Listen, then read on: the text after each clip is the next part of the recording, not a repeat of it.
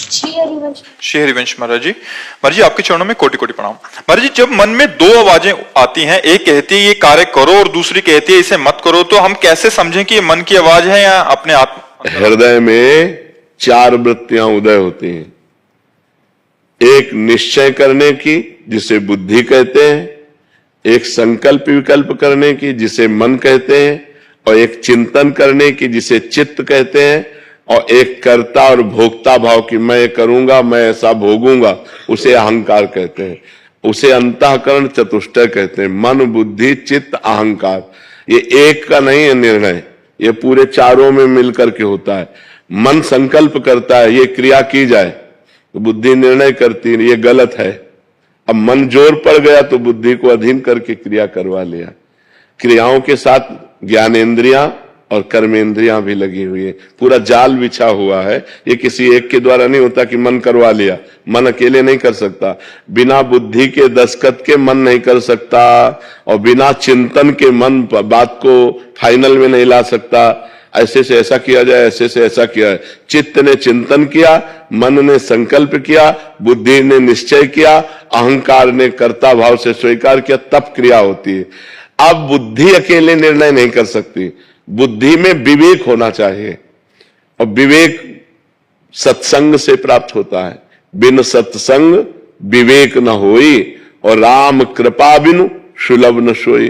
भगवान की कृपा के बिना सत्संग नहीं मिलता, और सत्संग के बिना विवेक नहीं होता।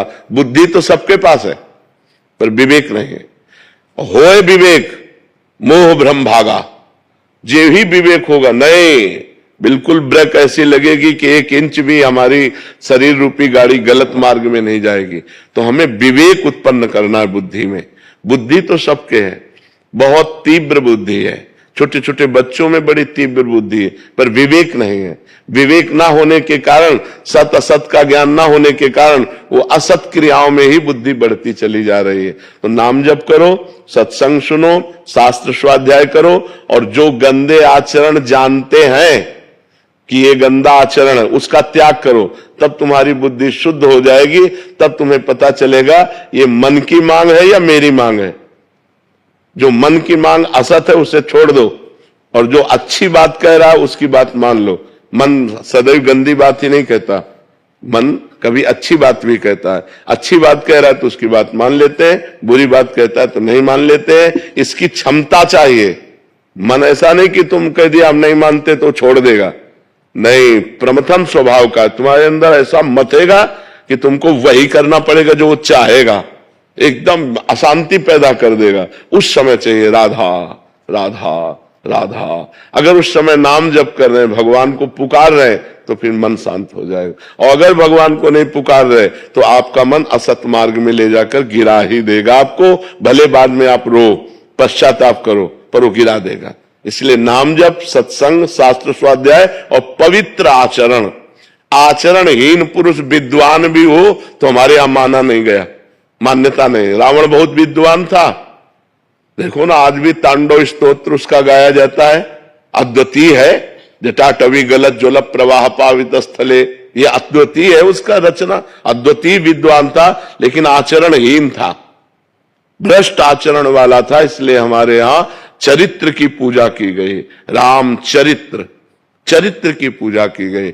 चरित्र ठीक रखो। आज चरित्रहीन हो रहा है समाज हमारा।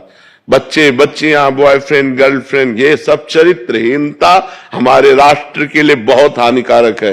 हमारा धर्ममय देश है, भारत पवित्र देशों में की गणना में आता है। और ये ऐसे अपवित्र आचरण विदेशों में भले होते हो, हमारे देश की ये मर्यादा नहीं है। जैसा अब आचरण हो रहे हैं, सुधार किया जाए, नहीं तो बहुत ही अशांति फैल जाएगी, बहुत ही अशांति। जितना गलत करोगे तुम्हारा मन ही तुम्हें दुख देगा और डिप्रेशन में पहुंचा देगा। कोई दंड दे न दे, तुम्हारा मन ही फाइट करने के लिए कहने लगेगा, तुम्हारा मन ही तुमको दंड देगा। इसलिए बहुत होश में नाम जप करो, सत्संग सुनो, पवित्र आचरण रखो।